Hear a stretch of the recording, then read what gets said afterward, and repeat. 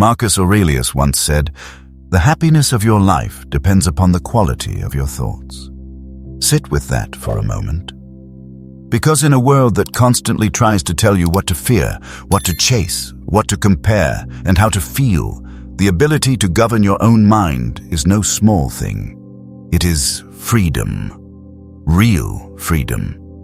Not the power to control the world, but the power to remain steady within it. To meet noise without becoming noisy. To face pressure without losing yourself. To begin the day from the inside out, instead of letting the outside world decide who you become before breakfast. That is what Stoicism offers us. Not a dry lesson from ancient history, not dusty words meant only for scholars, but a living philosophy for real mornings, real stress, real distractions, and real human lives. It teaches resilience, it teaches gratitude, it teaches clarity. And above all, it teaches us how to live with greater intention. Because the truth is, many people do not really start their mornings. They surrender them. They hit snooze 3 times. They reach for the phone before their feet touch the floor. They scroll through other people's opinions, other people's demands, other people's urgency, and before the day has even begun, their peace is already gone. Maybe you know that feeling. Waking up tired, feeling behind before you even stand up, starting the day in a fog, already reacting, already drained, already disconnected from yourself. But imagine something else. Imagine waking up with a little more calm, a little more direction, a little more space between your mind and the chaos outside it. Imagine hearing your alarm and not feeling dread. Imagine reaching first for clarity, not for noise. Imagine building a morning that does not just get you through the day, but actually prepares you to live it well. That is what we are building together in this video. Today we are going to explore 10 powerful strategies rooted in Stoic wisdom, strategies that can turn your mornings from something you endure into something that strengthens you. Not with perfection, not with pressure, but with intention. These are not empty theories trapped in old books. They are practical ideas that still matter because human nature has not changed. The world may look different, but distraction, fear, fatigue, and confusion are not new. The Stoics understood that, and they left us tools that still work beautifully today. So if mornings have felt heavy lately, if your first hour often disappears before you even realize it, or if you simply want to begin your days with more purpose, more peace, and more self-respect, stay with me. This may be exactly what your mornings need. And before we begin, if you are ready to reshape your mornings and slowly transform the way you live, subscribe to Stoic Ocean and leave a comment below sharing your biggest morning struggle. Is it the snooze button, the phone scroll, a lack of energy, a lack of direction, that feeling of being awake but not truly present? I would love to hear it. We are building something meaningful here, and your journey does not begin someday. It begins now. Let us begin. Number 1. Find your Ikigai. At first, this word might sound unfamiliar, maybe even a little distant, but the idea behind it is simple, beautiful, and deeply useful. Ikigai is often described as the meeting point between 4 things: what you love, what you are good at, what the world needs, and what can support your life materially. In simpler terms, it is your reason for getting up, not just from bed, but from passivity, from drift, from living on autopilot. It is the sense that your life is moving towards something that matters. And when you have even a little bit of that, mornings begin to change. Because discipline becomes easier when it has direction. Waking up feels different when your day is connected to something deeper than obligation. You do not need your whole life figured out, but you do need a reason strong enough to rise. That is where Ikigai becomes powerful. It gives your morning a center. Marcus Aurelius understood something very close to this. He believed that each person has a role to fulfill, a part to play in the order of life. He did not see purpose as some luxury for the lucky few. He saw it as part of living well. To him, each day was an opportunity to do one's work with integrity, presence, and seriousness of heart. Not to stumble through life half awake, but to show up fully. That is why Ikigai matters in a morning routine, because the question is not only, what time do I wake up? The deeper question is, what am I waking up for? Without that, even a well-designed routine can feel empty. With it, even ordinary mornings begin to carry meaning. And no, Ikigai is not only about chasing a dream job or finding one perfect mission that solves your life overnight. It is more human than that, more gradual, more honest. It is about learning where your energy, your strengths, your service, and your values begin to meet. So begin with 4 simple questions. What am I deeply drawn to? What am I naturally good at or willing to grow in? What do people genuinely need that I may be able to contribute? And what kind of work or service could support my life in a sustainable way? You do not need perfect answers today. This is not an exam. It is an unfolding. For some people, the answers become clear slowly. A teacher may discover that beyond the classroom, they are deeply called to write, mentor, or create tools that help others learn. A nurse may realize that what first felt like a job is actually part of a larger calling to care, to calm, and to serve. These discoveries rarely arrive all at once, but once they begin, your mornings feel different. Your alarm stops feeling like an interruption. It starts feeling like an invitation to return to the part of life that matters most. And that changes more than your schedule. When your daily actions begin to align with deeper purpose, ordinary tasks feel less empty. You become more present, more engaged, more willing to do small things well because they are connected to something meaningful. Your relationships improve because you are less distracted and more alive. Your creativity grows because you are no longer moving against yourself. And happiness begins to feel less like a random emotion and more like a byproduct of alignment. So tonight, before bed, write down those 4 questions. Do not force the answers. Just begin the conversation with yourself, because finding your Ikigai is not about reinventing your entire life in a single morning. It is about waking up with a little more direction, a little more honesty, and a little more reason to rise with intention, and that alone can begin to change everything. Number 2.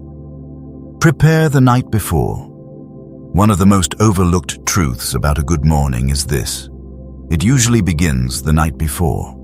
Many people think they will somehow wake up focused, calm, and intentional, even after giving their evening away to endless scrolling, late-night distractions, and mental clutter. But mornings do not come from nowhere. A chaotic night often creates a chaotic dawn. The Stoics understood that a good life is built deliberately. Marcus Aurelius believed our actions should not be random or careless, but guided by an inner compass. That same principle applies beautifully here. If you want a more peaceful morning, you must prepare for it. Not perfectly, not rigidly, but intentionally, because the way you spend your evening quietly shapes the way you meet the next day. Think about it honestly. If you stay awake far too late, watching one more episode, answering messages you could have answered tomorrow, or feeding your mind with noise right before sleep, what exactly are you expecting your morning to feel like? Clear? Light? Disciplined? Probably not. Your brain needs a transition. Your body needs a signal that the day is ending. Your nervous system needs room to settle. And when you give yourself that space, you are not being lazy. You are preparing. So let me give you a simple framework you can begin using tonight. Step 1. Limit screen time during the final hour before bed. This is not about punishing yourself or becoming extreme. It is about helping your mind slow down. Screens keep you stimulated. Blue light delays your body's natural signals for sleep. And the content itself, news, social media, messages, comparison, keeps your thoughts agitated long after you put the phone away. A restless mind rarely creates a peaceful morning. Step 2. Write down your 3 most important priorities for tomorrow. Not 10 things, not a giant list that overwhelms you. Just 3. 3 clear priorities. This small act does something powerful. It gives tomorrow a shape before it begins. So when you wake up, you are not drifting through fog, trying to decide what matters. You already know where to begin. Direction removes friction, and that matters in the first hour of the day. Step 3. Take a few quiet minutes to calm your system. Breathe deeply. Sit in stillness. Pray, if that helps you. Meditate, if that is your practice. Even a few slow breaths can change the tone of your evening. This is not fluff. It is training. It tells your body, we are safe enough to rest now. Your heart rate softens. Your mind slows. Your body begins to release the day, and better rest creates better mornings. That is not just wellness advice. That is wisdom, because the quality of your sleep affects the quality of your mind. And the quality of your mind affects the quality of your day. And over time, the quality of your days becomes the quality of your life. So yes, the evening matters, more than most people think. And this is where the Stoic mindset fits so naturally. You cannot control every detail of tomorrow. You cannot control other people's moods, traffic, unexpected problems, or the demands that may arise. But you can influence how you begin. You can choose to create better conditions. You can decide not to sabotage your next morning the night before. That choice matters. Think of your evening as a bridge between today and tomorrow. Each small ritual, putting the phone away, writing your priorities, breathing deeply, is a plank in that bridge. And every time you build that bridge well, you make it easier to walk into tomorrow with steadiness, clarity, and purpose. You do not stumble into a peaceful morning, you prepare for it. Number 3, avoid distractions. In a world that is always online, always buzzing, always trying to pull your attention in 10 directions at once, this may sound difficult, and it is. But it is also one of the most important things you can do for your mornings. Because the first moments of the day carry unusual power. Before the noise begins, before demands arrive, before the outside world enters your mind, there is a brief window that can either belong to you or be handed away. Most people hand it away immediately. They wake up, grab the phone, and within seconds they are pulled into email, news, social media, comparison, stress, and other people's agendas. Their body is awake, but their mind has already become reactive. And once that happens, peace begins to retreat. Marcus Aurelius understood the value of attention. As emperor, he lived surrounded by pressure, politics, duty, conflict, and constant demand. And yet, again and again, his writings return to one essential discipline: guard your mind. Return to what matters. Do not let yourself be dragged everywhere by the unnecessary. That lesson is even more urgent now, because today, distraction is not random. It is engineered. And if you do not choose your morning, something else will choose it for you. So let me paint 2 different mornings. In the first, your alarm rings and your hand immediately reaches for the phone. You see messages, you open email, you check social media. Within minutes, you are comparing your life to someone else's highlights, absorbing bad news, feeling behind, feeling rushed, feeling mentally crowded before your feet even touch the floor. Now, picture the second morning. Your alarm rings. You take one slow breath. You sit up gently, you stretch, you drink a little water. You allow yourself a few quiet moments before any screen enters your awareness. Maybe you read a page or 2 from a good book. Maybe you journal. Maybe you simply sit with a warm cup of coffee or tea watching the light change outside the window. Same person, same day, same 24 hours. Completely different beginning, and often a completely different mind. That is the power of avoiding distraction at the start of the day. This is not about hating technology. It is not about pretending phones do not exist. It is about refusing to let the digital world become your sunrise. The first hour of your day should belong as much as possible to your own mind, to your own values, to your own rhythm, to the habits that nourish you, not scatter you. Maybe for you, that first hour includes reading, prayer, meditation, journaling, stretching, walking, or simply enjoying a few minutes of quiet before speaking to anyone at all. It does not have to look perfect. It simply needs to be intentional. Because making the most of your morning is not about adding endless tasks. It is about subtracting noise. It is about removing what weakens your attention so that you can give your best energy to what actually matters. That is profoundly Stoic. The Stoics constantly asked, "What is within my control?" And your attention, especially in the first hour, is one of the clearest answers to that question. You cannot control the flood of notifications waiting for you, but you can control whether they reach you before you have even greeted your own mind. So tomorrow, try something simple. Protect the first hour. Do not open the apps immediately. Do not let the internet set your emotional weather. Let the morning arrive more slowly. Let your thoughts speak before the noise does. You may be surprised by what returns when distraction leaves. More calm, more clarity, more steadiness, more self-respect. And over time, that sacred first hour can change far more than your mornings. It can change the way you move through your whole life. Number 4, wake up consistently. Stoicism, at its core, is about recognizing what lies within our control and then meeting it with discipline, virtue, and intention. That is why waking up consistently matters so much. It is not just a scheduling habit. It is a quiet act of self-governance. When you wake up at roughly the same time each day, you are sending yourself a message. You are saying, "I can be trusted. I do not need to negotiate with myself every morning. I can begin with steadiness, and that matters more than it seems." Marcus Aurelius, Seneca, and Epictetus were not teaching a passive endurance of life. They were teaching a deliberate way of meeting life, not waiting for the mood to appear, not waiting for ideal conditions, but showing up and doing what is right, even when comfort would rather delay it. They understood that real strength is rarely revealed in dramatic moments alone. More often, it is built in quiet decisions, repeated daily, with patience, discipline, and self-respect. That is why waking up consistently matters so much. It is not just a scheduling habit, it is a practice of self-trust.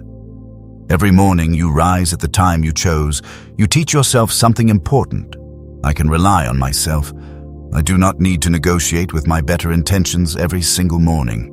I can begin with steadiness, not excuses.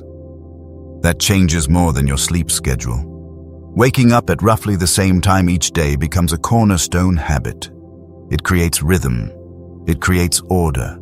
It creates a foundation that supports everything else. When your body learns when to rest and when to rise, your energy becomes more stable. Your sleep often improves. Your mind feels clearer, and your mornings stop feeling like a daily emergency. Instead of rushing the moment you wake, you begin with a little more space, a little more control, and a little more dignity. That is powerful. And yes, consistency is difficult. It is supposed to be. There will be mornings when the bed feels warmer than your purpose. There will be mornings when the snooze button feels far more persuasive than your plans. We all know that inner argument. 5 more minutes. Tomorrow will be better. I deserve the rest. Maybe sometimes you really do, but many times what you need most is not more sleep. It is a decision. A clear, simple, quiet decision to get up anyway. This is where the Stoic spirit comes alive. Not in grand speeches, but in perseverance. It is the willingness to remember why you chose this habit in the first place. It is the ability to look beyond the comfort of the present moment and remain loyal to the person you are trying to become. Because becoming a morning person is not really about mornings alone. It is about building a character that can act with intention even when comfort pulls the other way. It is about aligning your actions with your values. It is about practicing self-governance before the day has had a chance to test you. Think of it as compound interest for your character. Small acts of discipline, repeated over time, grow into something far greater than they seem on any single morning. So how do you make consistency easier? Start the night before. Remind yourself why this matters, not vaguely, clearly. Are you waking early to read, to pray, to exercise, to sit in silence, to stop beginning every day in a rushed, reactive state? Know your reason, then shape your environment to support the choice. Go to bed earlier, move distractions away, let natural light help you rise if possible. Make the first moments of the morning simple enough to begin well. These small adjustments matter more than people think, because consistency does not come from motivation alone. It comes from systems, clarity, and repetition, and each morning you rise at your chosen time. You reinforce a quiet promise to yourself. I said this mattered, and I acted accordingly. That promise, kept often enough, builds something sturdy inside you. Something calm, something reliable, something no difficult day can easily take away. Remember this, every consistent morning teaches your mind a powerful lesson. My intentions can be trusted. Number 5, take it easy on yourself. With all this talk of discipline, consistency, and getting up early, it is important to remember something simple. You are human, and being human means you will not do everything perfectly. Some mornings you will feel strong, some mornings you will feel sluggish. Some mornings you will wake up with resolve, and some mornings you will miss the alarm, skip the routine, or fall back into old habits. That does not mean you are failing. It means you are practicing. Our minds often prefer comfort, familiarity, and immediate relief. That is not a moral defect. It is part of human nature. And there is something deeply freeing about admitting that without shame. Because once you stop pretending you should be flawless, you become much better at actually improving. Marcus Aurelius understood this. In his private reflections, he did not speak to himself like an enemy. He corrected himself, yes. He called himself higher, yes. But he also practiced patience. He understood that growth requires honesty, not cruelty. That matters when you are building new habits, because there will be days when you slip. The real question is not, will I ever miss a good morning? You will. The real question is, what happens next? Do you turn one imperfect morning into a full day of guilt, self-criticism, and quiet surrender? Or do you pause, breathe, and return the next morning without hatred? That choice changes everything. Think of a runner training for a marathon. They may miss a session, they may have a slow day, they may struggle more than expected. But a wise runner does not say, I missed one day, so I must not be a runner. They return, they lace their shoes the next morning and keep going. Your morning routine works the same way. Progress is not a straight line.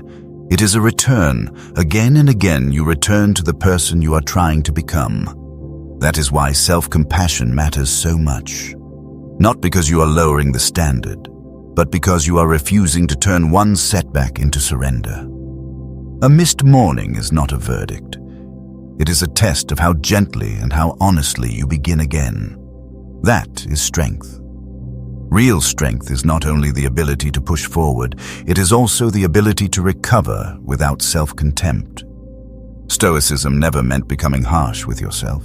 It meant becoming wiser. More disciplined, yes, but also more realistic, more measured, more capable of seeing a mistake as information, not identity. So when you slip, do something simple. Take 3 slow breaths. On the first breath, release the frustration. On the second, accept the moment as it is. On the third, choose your next good action. That is enough to begin again. Taking it easy on yourself does not mean making endless excuses. It does not mean settling for less or abandoning your intentions. It means working with your humanity instead of against it. It means understanding that growth contains setbacks, detours, and awkward stages. It means treating yourself like someone worth guiding, not someone worth punishing. So celebrate the small victories. Learn from the rough mornings, and keep moving. Because this is not just about becoming a person who wakes up early. It is about becoming a person who knows how to fall short without falling apart. Remember this, the goal is not to never fail. The goal is to return without hatred. Number 6. Small victories. Never underestimate the power of a small win. Sometimes, the first victory of the day is as simple as putting your alarm across the room. It sounds minor, but it matters. Because when the alarm is far enough away that you must stand up to silence it, you create a moment that favors action over hesitation. You make it harder to drift backward into sleep. And more importantly, you make a statement. Today will not simply happen to me. I will meet it. That is what small victories do. They shift your posture toward the day. The same is true of making your bed. On the surface, it looks trivial, a few minutes spent straightening sheets and smoothing blankets. But done consistently, it becomes something more. It becomes an act of order, an act of care, a visible sign that you are willing to begin the day by putting one small corner of your world in its proper place. And that matters, because discipline is rarely built through dramatic gestures. It is built through repeatable actions, simple things you can actually do, especially on the days when motivation feels low. That is why small victories are so powerful. They are accessible, they are concrete, and they teach your mind that action does not need to be impressive to be meaningful. Marcus Aurelius reminds us, again and again, that character is built through what we repeatedly do. And each small morning win becomes a kind of vote for the person you want to become. A person who follows through. A person who begins with order. A person who respects their environment, their commitments, and their own capacity to act well. You do not need a grand ritual to prove your seriousness. Sometimes you just need to stand up when the alarm rings. Sometimes you just need to make the bed. That is enough to begin momentum. And momentum matters, because one small victory often leads to another. You get out of bed, so now it feels easier to drink water. You make the bed, so now it feels easier to stretch. You start with order, so now it feels easier to protect the next hour from distraction. That is the domino effect of intentional living. One good choice makes the next one slightly easier. And over time, those small repeated choices begin to shape not only your mornings, but your character. They train you for larger moments. The discipline required to do one small thing well carries into harder places, into difficult conversations, into deadlines, into promises, into the way you show up for people you love. Small victories do not look dramatic. They look repeatable. And that is exactly why they matter. If these ideas are resonating with you, take a moment to like the video and subscribe to the channel. It truly helps this community grow, and I am grateful you are here. Now let us move to something powerful. Number 7. Find an accountability partner. Sometimes growth becomes easier the moment another person knows what you are trying to build. That is the value of an accountability partner. Not someone to shame you, not someone to control you, but someone who can remind you, gently and honestly, of the person you said you wanted to become. That kind of support can be powerful. Because building a morning routine on your own can feel noble, but also lonely. Some days, your motivation is strong. Other days, it disappears completely, and on those mornings, knowing that someone else is expecting your honesty can make all the difference. Sometimes, one simple message is enough. Did you get up? No speech, no drama, just truth. That kind of check-in can interrupt excuse-making before it grows. It can bring you back to your intention in a matter of seconds. And it works even better when the relationship goes both ways. A real accountability partnership is mutual. You support each other. You tell the truth to each other. You celebrate progress. You admit setbacks. You keep the focus not on perfection, but on consistency. When one person stumbles, the other helps them return. When one person succeeds, both people feel it, and that shared effort makes the whole journey feel less heavy. The Stoics understood the importance of this. Marcus Aurelius, Seneca, and Epictetus did not imagine human flourishing as a purely isolated task. They believed in friendship, in guidance, in shared reflection, and in the refining effect of good company. They knew that character can grow in community. That matters here, because while the work of discipline is deeply personal, it does not need to be solitary. An accountability partner can help you notice patterns you would miss alone. They can point out blind spots. They can ask better questions. They can remind you that one bad morning does not erase the larger effort. And sometimes they simply help you stay honest. That alone is valuable. So who should this person be? Choose someone you trust, someone who wants growth, not performance. Someone you can speak to without pretending, someone who can be kind, but also clear. It might be a close friend, a sibling, a partner, or a colleague. What matters most is not the label, it is the honesty. Then make it practical. Do not leave the arrangement vague. Set a rhythm. Maybe you send a quick text every morning. Maybe you check in once a week over coffee. Maybe every Sunday you talk about what worked, what failed, and what needs to change. Keep it simple. Keep it real. Keep it consistent. The goal is not to impress each other. The goal is to strengthen follow-through. And remember, an accountability partner is not there to carry your discipline for you. They are there to reflect it back to you when your own mind starts drifting. That is why the right person matters. They do not replace your responsibility. They reinforce it. And in a culture where so many people try to change privately, struggle privately, and quit privately, there is something deeply powerful about being witnessed with honesty while you grow. So if there is someone in your life who also wants to live with more intention, reach out. Start the conversation. You may discover that discipline grows faster when it is supported by trust, clarity, and shared effort. And that too is deeply Stoic. At its best, an accountability partnership becomes more than a productivity tool. It becomes a relationship that strengthens both people. A space where honesty matters, where vulnerability is safe, where progress is noticed, where excuses are challenged without shame, and where both of you become a little stronger through shared effort. That kind of support is rare, and it matters. Because when two people commit to growth together, their mornings stop feeling like isolated battles. They become part of something shared, a shared standard, a shared rhythm, a shared promise to live with more intention, more discipline, and more integrity. And sometimes that is exactly what keeps a habit alive. Number 8.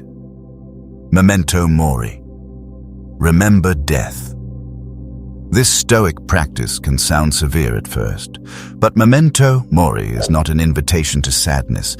It is an invitation to wake up, to remember that life is finite, that time is precious, that this day is not owed to you, and that realization, when held rightly, does not darken life. It clarifies it. The Stoics reflected on mortality not to become fearful, but to become deliberate. They wanted to live with sharper values, cleaner priorities, and less waste. Marcus Aurelius returned again and again to the fleeting nature of life. Not because he was obsessed with endings, but because he knew that remembering the end helps you live the present more truthfully. It frees you from pettiness, from endless delay, from wasting your energy on what does not matter. Because when you remember that your time is limited, your decisions become clearer. You become more careful with your attention, more honest about your priorities, more willing to release grudges, performances, and pointless worries. That is why Memento Mori belongs in the morning. When you open your eyes, you are not simply starting another routine day. You are receiving a day that was never guaranteed. That thought should not frighten you. It should steady you. It should make you ask, what deserves my attention today? What would make this day worthy of being lived? What can I do, say, or become today that truly matters? This is not about creating pressure. It is about removing carelessness. It is about refusing to spend your life as though it were endless. And there is something deeply freeing in that. Daily annoyances lose some of their power. Petty frustrations feel smaller. The need to impress becomes less urgent, and what remains comes into focus. Character, presence, love, duty, gratitude, truth. So tomorrow morning, before reaching for your phone, pause for one moment and ask yourself, if this day were not promised again, how would I want to meet it? That single question can change the emotional tone of your whole morning. Memento Mori is not a shadow over life. It is the reason life becomes sharp, sacred, and precious. Number 9. Negative visualization. Most people are taught to begin the day by imagining success, and there is nothing wrong with that. But the Stoics offered another practice, one that is quieter, deeper, and often more useful. Negative visualization, not pessimism, not fear, not feeding anxiety, preparation. This practice asks you to briefly imagine a difficulty that may arise, so that if it does, you are less shaken, less reactive, and more prepared to meet it well. You are not rehearsing disaster, you are rehearsing dignity. Maybe today someone will criticize you. Maybe a plan will fall apart. Maybe traffic, fatigue, delay, or disappointment will test your mood. The point is not to obsess over what could go wrong.